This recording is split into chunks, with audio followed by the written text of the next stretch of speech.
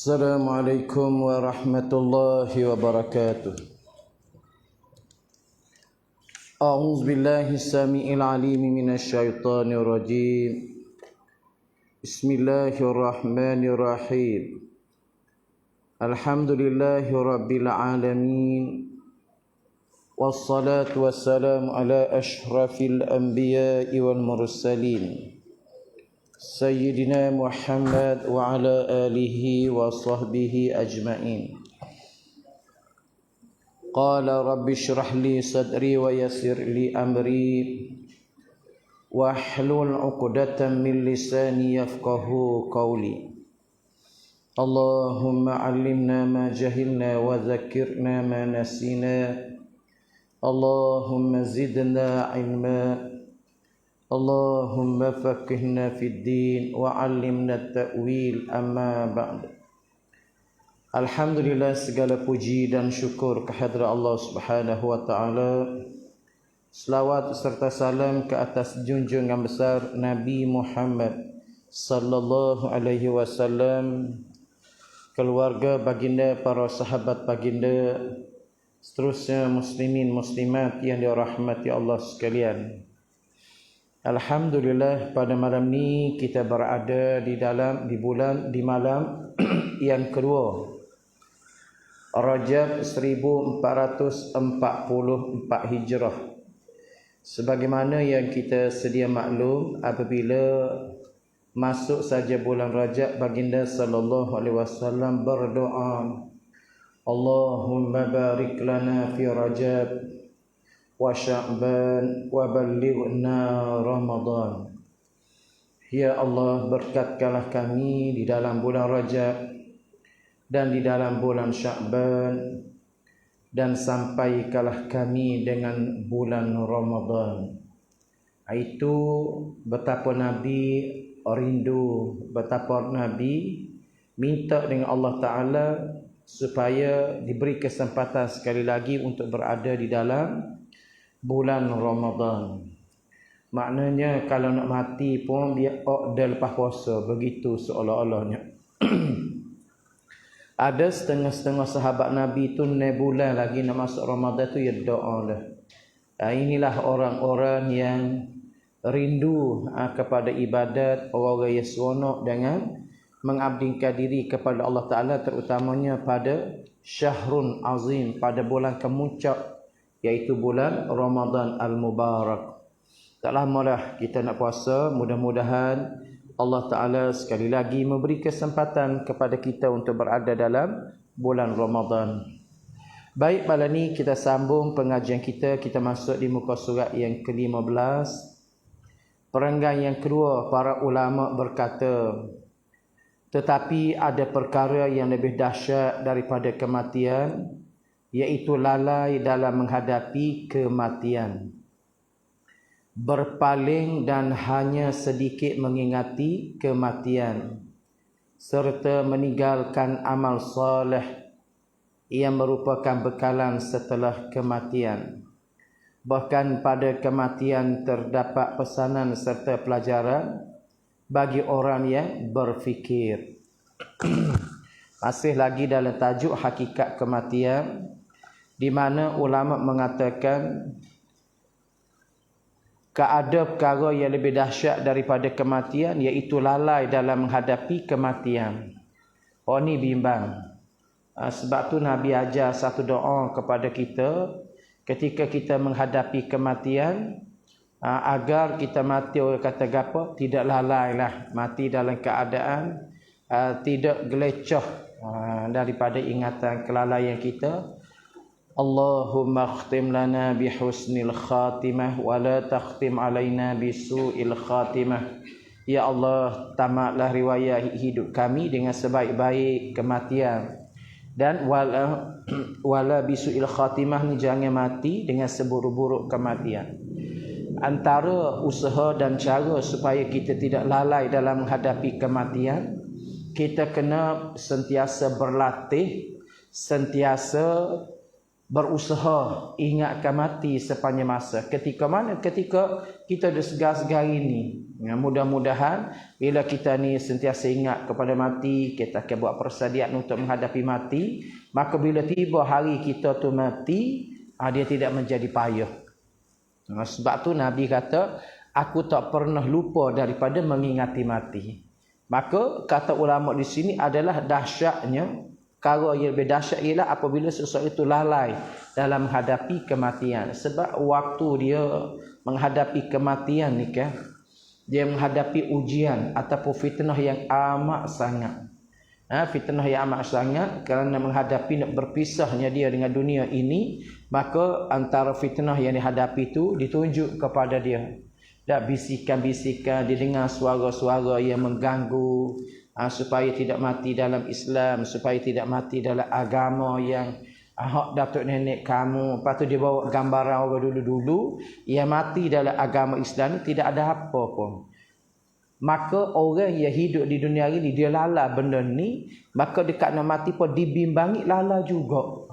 Tu dia takut. Maka sebab itulah kita kena berlatih sentiasa mengingati kematian walau di mana kita berada. Jadi bila orang tu sentiasa ingat mati ni, dia tidak akan mudah nak lara lah, mudah nak lalai, mudah nak lupa. Kenapa? Kerana dia tahu kehidupan ini berakhir dengan kematian.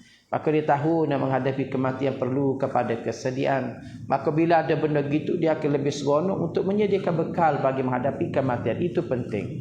Maka fitnah besarnya, dahsyatnya ketika nak mati ni, dia menghadapi kematian itu dalam keadaan lalai. Wali'iyazbillah, minta Allah Ta'ala lindung. Dan berpaling dan hanya sedikit mengingati kematian. Mana dalam hidup sehari-hari ini tak ingat apa kematian. Sedangkan mati itu dia peringat semua ke kita. Mati itu maknanya kalau benda itulah benda yang dapat didengar. Kubur duk panggil kita, kubur duk suruh kita, dan malaikat maut mari semua jenguk kita. Malaikat maut mari jenguk kita ni tak kurang daripada 5 kali sehari. Ada setengah mengatakan setiap kali waktu solat. Ada setengah mengatakan tak kurang daripada 2 minit sekali. Ni malaikat maut mari jenguk kita. Ya, kita tak ada lupa apa pun, tak ada ingat apa pun. Tak ada suruh ada mati. Bunyi orang kata ada mati hari itu pun kita kata dia mati, bukan aku. Maknanya betapa kita payah nak mengingati mati, sikit sangat yang ingat kematian. Ini antara masalah juga. Serta meninggalkan amal soleh yang merupakan bekalan setelah kematian. Bila dia lupa kepada mati, tak ingat kepada mati, maka bekalan untuk menghadapi mati itu, bekalan untuk menghadapi selepas mati itu tak banyak. Sebab apa? Sebab di hidup rasa supaya tak ada mati. Ria, semua suka, semua seronok, semua. Sebab tu satu ketika Nabi masuk dalam Masjid Nabawi, Nabi tengok adalah, kita kata bucu-bucu Masjid Nabi tu ke, ada beberapa orang sahabat duduk sembang, duduk buah-buah, lepas tu suka. Nabi tengok, Nabi kata, wahai sahabatku, andai kata kamu tu tahu sebagaimana aku ni tahu, andai kata kamu tu nampak sebagaimana aku tu nampak, andai kata kamu tu ingat sebagaimana aku ingat, dan andai kata kamu tu tahu aku sentiasa sebut, nescaya kamu tidak akan buat benda ni. Mana ketika kamu dalam masjid, ketika kamu duduk di tempat-tempat Islam ini, mu tidak akan buat suka-suka, mu tidak akan ngilah suka-suka. Iaitu gapo yang dimasukkan oleh Nabi sentiasa ingat, sentiasa buat, sentiasa sebut. Iaitu Nabi kata dia boleh memisahkan aksaru hazimul lazat, boleh memisahkan keseronokan dunia, iaitu al-maut. Kata Nabi, aku sebut nama semua tentang mati, aku ingat semua tentang mati, aku takut semua tentang mati. Itulah Nabi kata yang menyebabkan aku tak mudah nak suka saja-saja, menyebabkan aku tidak mudah untuk nak lara, nak lalai. Sebab apa? Sebab aku sentiasa ingat mati. Mati ni dia memusnahkan angan-angan dunia. Mati ni dia akan menyebabkan seseorang tu tak rasa gemar dengan dunia. Begitu Nabi kata, kalau mu nampak, mu dengar, mu tahu sebagaimana aku ni duduk beringat benda ni, nescaya kamu tidak akan suka sesuka-sukanya dak. Tu Nabi bagi peringatan orang Nabi ini sentiasa mengingati kematian. Jadi bila ada benda tu, nescaya bekalan setelah mati tu akan banyak kita buat persediaan. Bahkan pada kematian terdapat pesanan serta pelajaran bagi orang yang berfikir. Mati itu cukup dah satu nasihat. Mati itu cukup dah satu tazkirah. Mati itu cukup dah sebagai satu peringatan. Nah, bila kita tengok orang mati, kita menyaksi kematian, kita pun cepat-cepat letak benda tu kita. Dan bagaimana bila dia tu mati tak ada gapo dah bersama dengan dia. Pisah belaka dah dengan anak isteri dia, keluarga dia, tinggal belaka rumah tangga dia, tak bawa sekarang habuk hidup syari selama ni. Segala kawan teman dia pun tak ada pun rasa kehilangan dengan tak ada dia. Segala jawatan kerja dia akan disandang oleh orang lain. Keluarga dia ni dah tak seronok lagi dah. Nampak tak? Bila berlaku kematian, dia akan mari benda-benda gitu kita kena letak kepada kita. Maka dia adalah merupakan satu pesanan dan pelajaran bagi orang yang berfikir. Ini yang dikatakan hakikat kematian. Dalam suatu riwayat diceritakan bahawa Rasulullah sallallahu alaihi wasallam bersabda, "Lau annal bahaima ta'lamu minal maut, ma ta'lamuna ma akalta minha saminan." Tengok. Nabi katakan, seandainya haiwan itu mengetahui mengenai kematian seperti yang kamu semua ketahui, maka kamu tidak akan makan lemaknya. Apa maknanya? Riwayatnya, binatang dia tak tahu hidup dia tu ada mati. Kita ni kita tahu hidup kita ada mati. Tapi kita tak ada rasa pusing pun.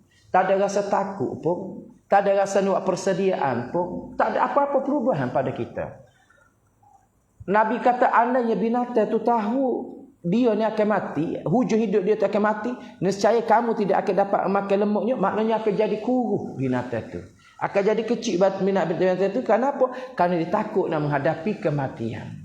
Kita ni hak tahu. Tapi kita tak ada rasa rusik.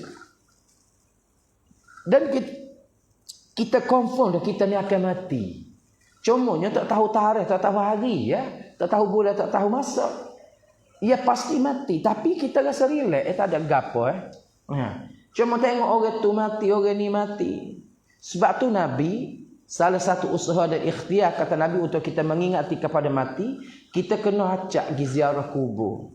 Dulu Nabi kata pada awal-awal dulu aku tegah kamu ziarah kubur. Sebab masa dulu ramai orang kubur di dua benda lain. Dia puja gapo-gapo tu tak kena dengan cara. Maka Nabi kata sekarang ni aku membenarkan kamu ziarah kubur. Sebab bila kamu pergi ziarah kubur ni tengok ni batu ni saya mula hemak, ni mula hayah, ni mula tok. Demo ni lah bergurau senda duduk suka hilang sekali kita hari ni tak ada dah dia. Dan ni saya belah ni jiran. Maknanya dia banyak memberi tazkirah kepada kita bila kita pergi ke kubur. Ini cara nak pujuk hati sentiasa mengingati kepada mati. Jadi setara binatang tadi Nabi kata jika dia tahu ada mati hidup dia tak akan makan dah.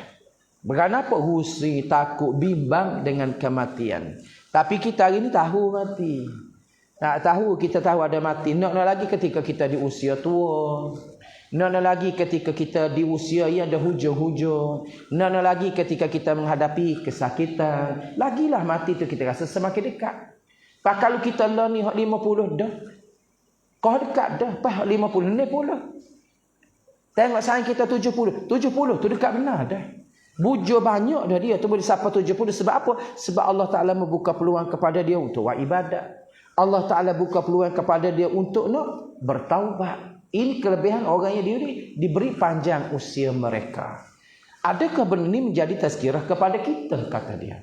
Jadi kalau tahu binatang tak ada siapa gitu maka kita kena lebih pada tu. Sebab kita binatang ni dia hidup hari ni bila dia mati dia tak ada dah. Dia tak ada dah kehidupan akhirat. Kita ni hidup hari ni mati ada hidup pula. Kalau hidup seperti binatang boleh kira. Hidup hari ni pas mati pas tak ada apa sekarang. Tak apa. Tapi hidup manusia bukan begitu. Hidup hari ni dia mati. Mati ni hidup pula. Hidup pula itulah satu benda yang perlu kepala modal. Dia berupa pahala, dia bukan sikit. Maka kita kena sentiasa awasi diri kita, kata dia, dengan sentiasa mengingati kematian. Bila kita tu faham hakikat kematian, ia menyebabkan kita ni rasa Allah tak lama dah aku nak mati. Bukan setakat kita ni tua, kita rasa tak lama nak mati. Kita menyaksikan ramai mana orang muda-muda yang telah mati. Budak tu muda lagi pada aku. Budak tu jauh lebih cekap pada aku. Budak tu tak ada apa-apa mati. Aku ni banyak uzur dan banyak dah usia ni. Tak lama benar dah. Tapi tak ada rasa pun. Untuk nak menghadapi itu tak ada rasa nak persediaan. Inilah penyakit yang kita kena tanya diri kita, yang kita kena rawat sebenarnya. Tak rawat apa dia supaya banyak buat persediaan menghadapi mati dengan menyediakan bekalan supaya kita jadi rajin beramal ibadat kepada Allah Ta'ala. Ngatu hak naknya. Diceritakan bahawa ada seorang Arab Badui yang mengelilingi untanya yang telah mati dan dia memuji-muji unta tersebut sambil berfikir apa yang berlaku kepada untanya itu. Dia kemudian berkata, "Mengapa kamu tidak bangun? Padahal anggota tubuhmu masih baik dan sempurna. Apa yang berlaku padamu? Siapakah yang menahan gerakanmu? Siapakah yang akan membangkitkanmu?" Akhirnya orang Arab Badui itu meninggalkan untanya yang telah mati. Dia amat hairan memikirkan keadaan unta tersebut. Nawayaknya manusia bila sampai pada peringkat tu dia tak faham lagi. Nah, di mana Arab Badui ni Arab hok duduk kapung-kapung, Arab hok tak gaul dengan orang, Arab yang tak ada tamadun lah, dia tak tahu gapo sebab tu ada kita dengar cerita Arab-Arab gini lah pergi kat masjid Nabi. Dalam masjid tu dia kecing gulih. Sebab dia tak tahu halal haram dosa pahala. Sebab dia memang dia jahil. Gak sahabat yang ada ilmu dah, sahabat ada beriman dah, beramal dah, duduk bawah dagu Nabi dah, nak banding dengan badui tu jauh nah latikah. Jadi makna bila dia tengok tu Allah manusia apalah hak mari mana. Ada setengah tu nak pergi godah nah, nak pergi piak. Yang bagi pergi piak. Ya Rasulullah, Nabi kata biarlah, biar dia kerja sudah dulu. Biar dia kerja sudah dulu. Lepas tu Nabi pergi kat dia, Nabi tanya daripada mana gapo kerjaan. Moga dia tak tahu gapo. Nabi peroyak, Nabi kata ni masjid. Masjid ni rumah Allah. Masjid ni tempat orang ibadat. Jadi tempat ibadat ni dia tak boleh kotor. Maka najisnya air kecil ni adalah satu benda yang dilarang. Tak boleh kita buat najis sini begini. Noroyak Nabi itu. Maka dia pengajar Yahudi mengajar Badui ni sehingga Badui ni memeluk agama Islam. Itu Nabi noroyak halusnya. Kalau kau sahabat pakai napas itu dah. Noroyak ia jahil siapa gitu. Kau ni pun lebih kurang. Bila dia tengok unta dia tu mati, bila dia tengok unta dia tu tak bangun, bila dia tengok unta dia tu tak gerak, bapa mu tak bangun, bapa mu tak gerak. Dan gapo yang menyebabkan kamu jadi lagu ni? Mana dia tak tahu erti kematian. Walau unta dia tu tak ada dah, tak mati dah. Jadi dah tak cakap nak buat lagu hilang lagi tu. Ini kematian. Maknanya binatang tu sendiri dia tak tahu dia akan mati. Kawan tu pun tak reti juga. Kita hari ni tahu mati, ada mati, percaya pada mati. Dan kepercayaan mati kita ni bukan setakat mati hari ni ya. Kita kena percaya mati tu ada hidup. Gitu. Mati tu ada hidup. Ada hidup itulah yang membimbangkan kita. Kalau mati tak hidup tak ada masalah. Sebab binatang-binatang dia mati dia tak hidup dah. Dia tidak ada masalah. Maka kita kena faham lebih jauh lagi tentang kematian, iaitu selepas mati ni ada kehidupan yang tak mati dah. Ada pula penyair yang membacakan syair kerana melihat seorang perwira gagah mati di hadapannya. Ini syair. Syair dia tengok gapo ketika dia tengok ada seorang perwira. Maknanya jenis orang hak tentera lah mati di hadapan dia. Dari kawan ni gagah perkasa. Dia bersyairan, dia tertanda kematian sudah menjemputnya. Terbujur dia dengan tangan terbentang dan mulut ternganga. Terbujur dia dengan baju besi dan senjata ampuh yang masih terpegang erat. Terbujur dia bagaikan seorang mangsa besar. Tidak mahu lagi dia mendengar semboyan panggilan perang. Bahkan tidak peduli lagi dia dengan panggilan agung para raja. Keperkasaannya dan kepahlawanannya sudah berlalu kerana tali maut yang sudah bertenggek di atas kepalanya. Apa gerangan yang berlaku kepada dirimu, wahai pahlawan? Keperkasaanmu sudah hilang, bahkan kamu tidak dapat bercakap lagi. Berita ini bukan berita perkhabaran di tempat ini. Kita masih sahaja tidak peduli dan seakan-akan tidak pernah tahu. Dia nak cerita kepada kita bahawa sehebat-hebat manusia, sekuat-kuat manusia, segagah-gagah manusia, berakhir dengan kematian juga. Nah, mana dia ni perwira, dia orang gagah perkasa, sentiasa memikul senjata, sentiasa tunduk dan patuh kepada arahan ketua. Maka bila dah mari mati ni kan, semuanya tak ada belaka. Bila mari mati tadi, hak kata gagah, hak kata perwira, hak kata perkasa, hak kata senjata, hak kata tak pernah aku dengan arahan ketua ni, semuanya telah berlalu dah belaka. Itulah kematian. Maknanya bila dia mati, dia musnah belaka dah. Tak kira siapa sekalipun, orang biasa ke, orang tidak biasa ke, mana orang berpangkat ke, tak ada pangkat ke, semuanya tinggal belaka, semuanya hilang belaka dah. Semuanya tak mampu untuk nak mempertahankan. Semuanya tak mampu untuk nak sekat dia supaya tak mati. Dia ni senjata dia kuat ni, dia ni orang gagah ni, perwira dia ni pahlawan. Tak ada siapa pun boleh halang. Bila mana? Bila manusia tu mati. Kalau kita tengok Namrud lah. Namrud ni raja, dia bukan setakat memerintah beberapa negeri tertentu sahaja. Dia memerintah dunia. Hidup dia zaman mana? Zaman Nabi Allah Ibrahim alaihissalam. Manusia yang angkuh atas muka bumi ni. Tak ada siapa boleh challenge dia, tak ada siapa boleh halang dia. Segala hasrat dia, kalau dia nak semua boleh belaka. Tapi Allah Ta'ala nak tunjuk kepada orang ramai, orang yang lagu ni sombong dia, agah dia, meta dia ni mudah ya bagi Allah. Pada Allah Ta'ala buat mari seekor nyamuk masuk dalam lubang hidung, ketik dia pakai kepala, pakai lepas sudah situ ya. Tak adalah sombong dia. Mana dia sebagai seorang tua, mana sebagai seorang raja, mana sebagai seorang yang segala senjata tercukup, segala kawalan tu rapi, tak boleh buat belakang bila dia mati tu mari. Jadi mati-mati ni tak ada siapa boleh halang. Mati-mati ni tak ada siapa boleh sekat. Walaupun dia nak nusuk setahu mana, nak lari sejauh mana pun tak dapat nak lari. Itu kematian. Ya, kita kena faham apa jua keadaan kita sekalipun tetap mati.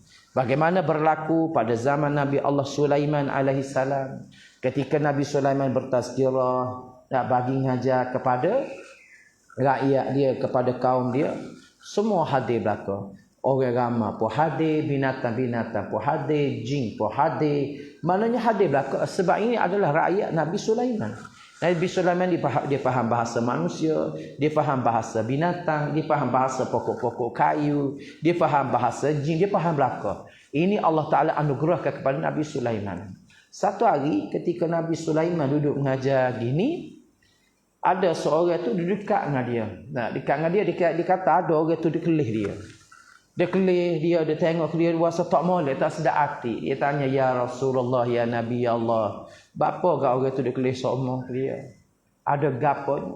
Lalu kata Nabi Sulaiman, mu nak kena agak itulah dia malaikatul maut. Kerja dia ambil orang, ambil nyawa orang supaya mati. Kata dia, aku tak saya mati. Aku nak lari tak saya jumpa dengan dia. Boleh tak mu tolong aku? Nabi Sulaiman kata, aku pun tak ada kerjaan nak tolong juga. Mu nak pergi mana? Aku nak pergi jauh daripada dia. Maka Nabi Sulaiman ambil angin, minta tolong angin supaya hatau ni jauh daripada tempat ni. Nah, angin pun ambil atas dia. Atas dia pergi jauh tu, tok sana tu, kawan tu ada dah dia tunggu situ. Nawayak mati satu benda yang tak boleh nak lari. Gam malaikat maut ni, segala apa yang ada di makhluk hari ni, mana dalam genggaman dia je. Itulah hakikat kematian yang manusia kena faham.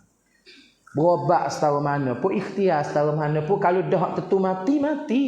Tapi usaha ikhtiar tu tak boleh nak tinggal. Nawayaknya mati benda pasti dan tak ada siapa pun boleh mengingkarinya. Walau siapa sekalipun dia. At-Tirmizi, Al-Hakim, Abu Abdullah meriwayatkan dalam Nawadir Al-Usul, Nabi Adam memberitahu kepada Hawa bahawa anaknya telah meninggal dunia. Dia berkata, wahai Hawa, anakmu telah meninggal dunia. Hawa kemudian bertanya, apa yang dimaksudkan dengan meninggal dunia? Dia berkata, meninggal dunia adalah tidak dapat makan dan tidak dapat minum, tidak dapat berdiri dan tidak dapat duduk. Hawa pun menangis sedih dan menangis. Adam lalu berkata kepadanya, kamu dan anak perempuanmu berhak menangisinya, sedangkan aku dan anak lelakiku tidak perlu menangisinya. Sebab sejarah kematian pertama berlaku pada zaman Nabi Allah Adam alaihissalam. Anak dia hak mati dulu. Dan ini sejarah kematian pertama atas muka bumi. Bila Nabi ada tu goyak ke isteri dia Siti Hawa, anak kita tu mati. Siti Hawa kata mati tu gapo? Moga sebelum ni mana ada orang mati. Nah, mati-mati ni kata Nabi ada tak gerak lah. Tak nyawa, tak makan, tak minum, tak diri, tak boleh nak diri, tak boleh belakang. Bila bunyi si botol boleh belakang ni maknanya tak ada apa sekarang dah. Menangis dah Siti Hawa. Oh, tu mati. Jadi kita hari ni kalih dah bila bunyi orang kata mati, situ mati sini, kita faham dah arti kematian tu. Tetapi nak menyilir, nak masuk dalam jiwa kita nak menyelami bahawa aku akan mati, begitu payah. Nak payah kita nak menjiwai mati tu. Kalau kita boleh menjiwai mati, mudah-mudahan jiwa kita, hati kita menjadi lebih lembut sebenarnya. Kenapa takut dengan kedahsyatan kematian? Nah, percaya tak percaya pun mati. Gak mati ni nak dibandingkan hidup di dunia gini dengan duduk dalam kubur tu jauh lebih lama duduk dalam kubur. Atas muka dunia gini rek kita sebenarnya 60 ya kalau ikut usia Nabi. Setahun ni gak dalam kubur bukan 60 tahun. Hoda mati-mati dah dulu beribu-ribu tahun dah. Tadi amba duk baca satu kisah riwayat hidup seorang ulama terkenal negeri Kelantan. Apa dia nama ni? Tok Wan Ali Kutan. Tok Wan Ali Kutan ni dia lahir di kota Labu. Apa dia panggil? Kuala Labu. Pasir Ken. Dia lahir bila? Pada tahun 18. Pada tahun 1870 berapa begitulah. Dah 1832 lagi rasa dia lahir. Masa dia usia kecil tu, ayah dia bawa pergi Mekah dah. Ngaji sana, ngajar dalam Masjidil Haram. Banyak mengarang kitab. Anak murid dia tu tokoh-tokoh saja, ulama-ulama saja anak murid dia. Anak murid dia tu menjadi ulama-ulama belaka, dan dia ni terkenal dengan warak, terkenal dengan rajin beribadat dan ahli tasawuf. Ni Tok Wali Kutai. Dia mati bila? Pada tahun 1912. Lama kan usia dia? Dekat dengan 100 tahun umur dia. Maknanya 1912 ni dia mati. Hari ni 2023. 2012 tu 100 tahun dah mati. 100 tahun dah dia mati. Ni ulama. Dia dikebumikan di mana? Dikebumikan. Dia mati Mekah. Dikebumikan di perkuburan Maklah. Narayak ni orang Kelantan yang menjadi ulama, ia sahur terkenal banyak jasa kepada agama. Mana mati dia tu lama dah, 100 tahun lebih dah mati. Tak apalah mati dia orang yang comel, orang yang juruh dah, orang yang maknanya banyak kebaikan jasa kepada agama. Narayak mati tu tak hidup dah. Tak balik dah mai ke dunia. Tak ada siapa jumpa dengan mula ni mati 40 tahun lagi tu hidup mula dia, tak ada. Bila semua kehidupan ni setelah Allah Ta'ala musnahkan belakang ada, kiamat ni orang panggil berlaku, maka hak langit ada hari ni, bumi hak ada hari ni dihancurkan belakang oleh Allah Ta'ala. Allah Ta'ala akan ganti bumi lain, ganti dengan bumi lain, dengan langit lain. Maka Allah Ta'ala ganti dengan alam lain, nama di akhirat. Hasitulah baru semua tu akan hidup belakang. Nah, ini kematian ni kita kena tahu sejarah perjalanan. Jadi bila kita banyak ada pengisian-pengisian begini dalam mengingati kepada diri kita, nescaya kita lebih rasa mudah, lebih rasa takut untuk nak melakukan benda-benda dilarang oleh Allah Ta'ala. Lebih kita rasa lebih mudah untuk nak beribadat, hati kita lebih lembut. Kenapa? Kerana banyak mengingati mati. Gitu dah hakikat kematian. Baik, kesempatan bertaubat untuk memohon keredaan Allah Subhanahu Wa Taala. Mana sebelum kita ni mati, minta biar ada apa kesempatan bertaubat. Sebab mana-mana orang mati dalam keadaan tidak bertaubat, bahaya dia. Wali'iyazbillah, takut kita. Sebab tu Allah Ta'ala suruh kita semaya semua ni. Semaya ni Allah Ta'ala nak apa dosa. Kalau kita buat sehari-hari lah, daripada satu waktu kepada satu waktu tu bagaimana dosa kita. Patut daripada waktu banyak mana dosa kita. Maknanya kita buat dosa tu, kita semaya tu Allah Ta'ala ampun dah dosa. Mana itu dikira dah bertaubat dah. Daripada jemaah kepada jemaah bertaubat. Lepas tu ada peluang untuk kita pergi tempat-tempat yang baik. Contoh kita pergi Mekah ke. Banyak ambil peluang ini untuk kita bertaubat. Mari bulan Ramadan kita bertaubat. Mari maknanya hari-hari kebesaran itu kita bertaubat. Banyak ambil kesempatan begini. Sebelum mana? Sebelum kita dimatikan. Biar ada kesempatan bertaubat untuk apa? Memohon keredaan Allah Subhanahu Wa Taala. Maksud al-istiqtab adalah memohon keredaan. Keredaan hanya diperolehi dengan bertaubat serta tidak mengulangi perbuatan dosa. Keredaan hanya diperolehi dengan bertaubat serta tidak mengulangi perbuatan dosa. Mana kita akan dapat keredaan Allah bila mana kita ni bertaubat dan kita pula tidak mengulangi perbuatan dosa. Dan kita bertaubat, kita tak mesti dah lah ulang dosa, dia buat benda dosa. Ni dak taubat apa tu buat dosa, taubat pula buat dosa pula. Dia tidak panggil bertaubat begitu. Nah, walaupun kita ni maknanya tak lepas lari pada dosa, memang kena berusahalah. Berusaha supaya sentiasa bertaubat kepada Allah, supaya terhindarnya kita daripada dosa-dosa. Al-Jauhari mengatakan bahawa al-istiqtab maknanya memohon keredaan, seperti ucapan aku memohon keredaan dan dia pun meredaiku. Allah Subhanahu wa taala berfirman, fa in yasbiru fannaru mathwal lahum wa in yasta'tibu fama hum minal mu'tadin. Meskipun mereka bersabar atas azab neraka, maka nerakalah tempat tinggal mereka, dan jika mereka minta kasihan, maka mereka itu tidak termasuk orang yang layak dikasihi. Ni kita takut. Kalau dah sampai sini ni sampai mana? Sampai pas dalam neraka, ia tak jadi apa dah. Ia tak jadi apa dah. Tak jadi apa gananya. Mana dia bertaubat ketika tu pun Allah Ta'ala tak terima dah. Dia bersabar pada masa tu tidak ada apa-apa dah kebaikan kepada dia. Bersabar di atas apa? Bersabar atas azab neraka. Sabarlah kena bakar, sabarlah kena seksa, sabarlah dengan azab. Sabar-sabar pun apa ada gapo faedah? Tidak ada apa dah. Sebab dia telah dihukum dah. Dia telah masuk dalam neraka Allah Taala. Dalam neraka ni, ahli neraka bila dia dimasuk dalam neraka ni, dia tetap berdoa kepada Allah. Dia berdoa kepada Allah Ta'ala ni 4 perkara. Ahli neraka doa. Yang pertama dia doa minta diringankan azab. Sebab orang duduk dalam neraka ni dia tak mati. Bukan kata kena capok dalam neraka, dilepas neraka tu mati situ, dah dia tak mati.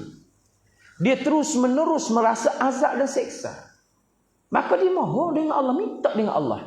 Minta dengan Allah Ta'ala, yang pertama dia minta supaya apa? Diringankan azab dia. Ya Allah, seksa kami. Ya Allah, ringanlah azab kami. Hak ni Allah Ta'ala ambil kira ke? Allah Ta'ala dengar ke? Allah Ta'ala ambil perhatikan? Tak. Yang kedua, ahli ni akan doa minta Allah Subhanahu Wa Ta'ala. Nak dengan Allah Ta'ala makanan dan minuman.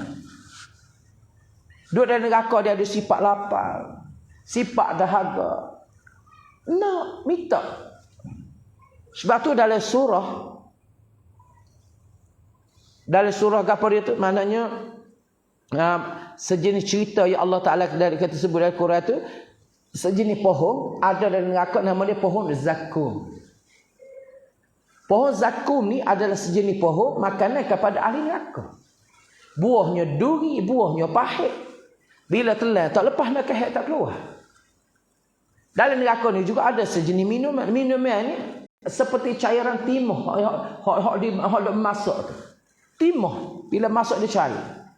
Bila dibawa dekat muka dia, luruh daging-daging mereka masuk dalam perut, terburai habis kalau rapat. Inilah pakaian, inilah minuman, inilah makanan kepada ahli neraka. Bila dia minta nak kepada makanan minuman, hatu makanan mereka. Dalam surah Al-Haqqah. Kita boleh rujuk. Dalam kita ngajar itu ada cerita ni. 2. Ia ketika ahli neraka ni doa minta dengan Allah Subhanahu Wa Taala, lepaskan daripada neraka. Biarlah kata dia, kalau tak boleh masuk syurga sekalipun, tak duduk dalam neraka, tak apa dah. Andainya benda tu sepuluh dunia hari ni boleh kira tu, wak kerja boleh makan, susah pun boleh jumpa situ sini, tapi susah akhirat, susah sungguh. Minta keluar daripada neraka. Dan ia kepak ia doa dengan Allah Ta'ala supaya dia ni dimatikan. Dan minta ringan azab, tak jadi apa. Minta makan minum, belah tu muka. Minta digapa dia, dan minta lepas daripada neraka, tak lepas juga. Akhir matilah. Summa la yamutu fiha wa la yahya. kemudian mereka tidak dimatikan dan juga tidak dihidupkan. Nawai ini suatu kehidupan yang cukup menyiksakan kepada orang hidup dalam neraka.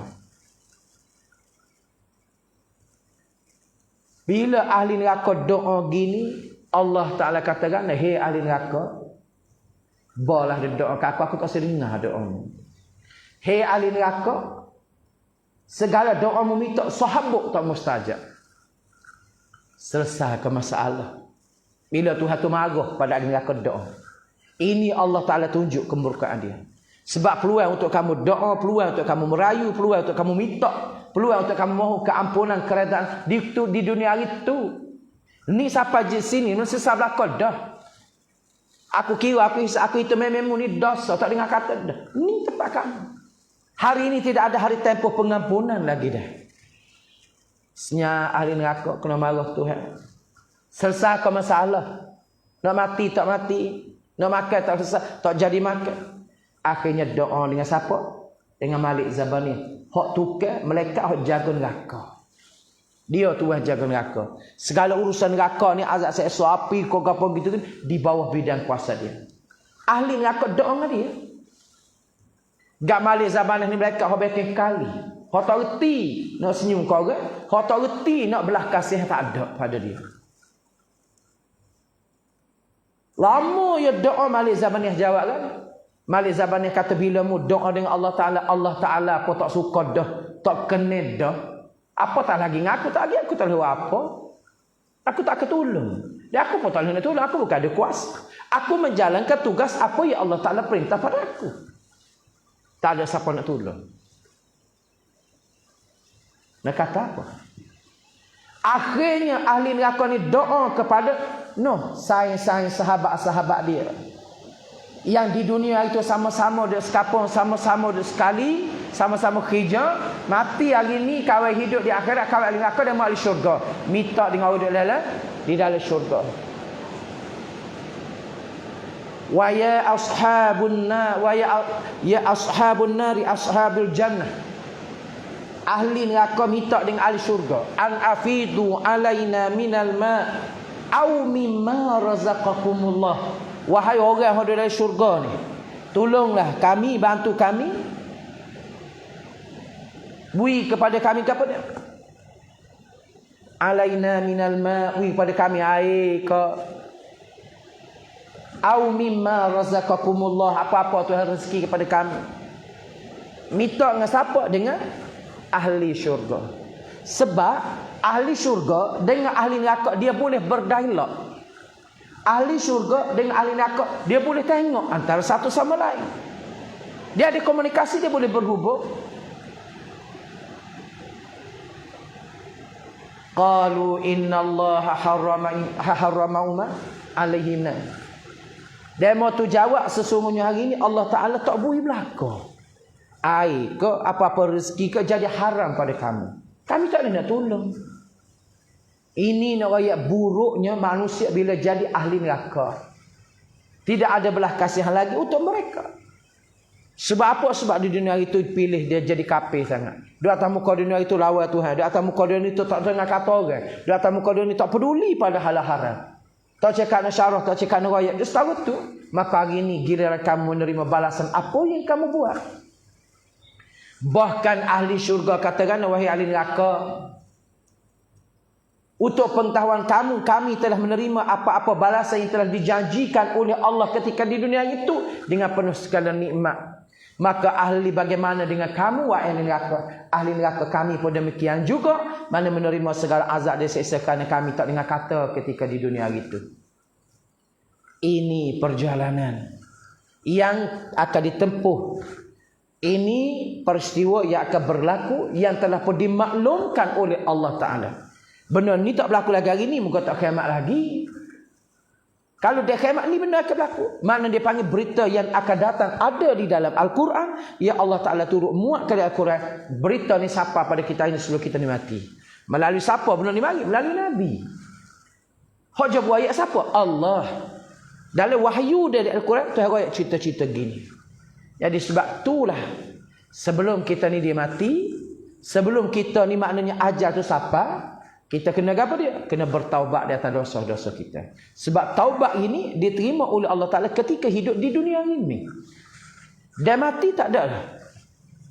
Jadi sebab tu jangan tangguh, jangan bertempuh, jangan apa, jangan duduk berasa lambat lagi nak mati, muda lagi. Kikir lagi kita bertaubatlah, jangan. Kita tak tahu. Tidur kita malam ni pakai tak bangun pun tak tahu. Maknanya dekatnya mati akan bersama dengan kita. Jadi biar kita ni rasa mati tu dekat, jadi biar kita rasa dosa kita ni banyak, jadi kita sentiasa berwaspada, jaga diri kita supaya apa dia? Supaya tidak melakukan lagi dosa dan kita bertaubat di atas kesalahan kita. Banyak dosa kita sebenarnya. Maka untuk mendapat keredaan Allah Subhanahu Wa Taala, dipohon kepada kita sentiasa bertaubat kepada Allah Subhanahu Wa Taala. Itu benda yang kita kena faham, yang kita kena ingat. Perjalanan hidup kita dalam menghadapi kematian ini bekal-bekal, ini benar-benar persediaan yang kita kena tahu untuk kita menyediakan. Untuk apa ni? Untuk kita ya, bukan untuk orang lain. Untuk diri kita sendiri, mudah-mudahan kita sentiasa dijaga oleh Allah Subhanahu Wa Taala. Tu dah, maknanya tajuk ni kita setakat tu dulu, dan untuk minggu hadapan kita sambung lagi insya-Allah. Yang baik itu rezeki daripada Allah untuk kita pada malam ini. Kelemahan, kekurangan Tuhan berpohon kemaafan yang sebanyak-banyaknya. Mudah-mudahan Allah Ta'ala tambah ilmu kita, Allah Ta'ala ampun dosa-dosa kita, Allah Ta'ala sentiasa terima amal-amal kebajikan kita, dan hidup kita dalam keadaan diredai oleh Allah Subhanahu Wa Ta'ala. Wallahu ta'ala a'lam bissawab. Siru ala barakatillah. Aqulu qawli hadza astaghfirullahal azim li wa lakum. Wassalamualaikum warahmatullahi wabarakatuh. A'udzu billahi minasyaitonir rajim. Bismillahirrahmanirrahim. Allahumma ij'al jam'ana hadza jam'an marhuma wa tafarruqana min ba'dihi tafarruqan ma'suma. Allahumma nawwir qulubana bi nuri hidayatik kama nawwartal arda bi nuri syamsikan abadan abada wa rahmatika ya arhamar rahimin.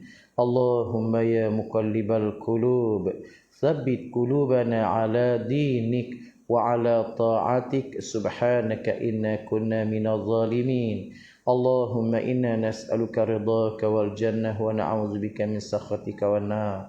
Allahumma rabbana atina fid dunya hasanah wa fil akhirati hasanatan wa qina azaban nar. Wa sallallahu ala sayyidina Muhammad wa ala alihi wa sahbihi wa sallam. Walhamdulillahi rabbil alamin.